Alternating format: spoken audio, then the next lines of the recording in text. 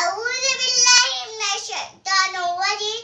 بسم الله الرحمن الرحيم.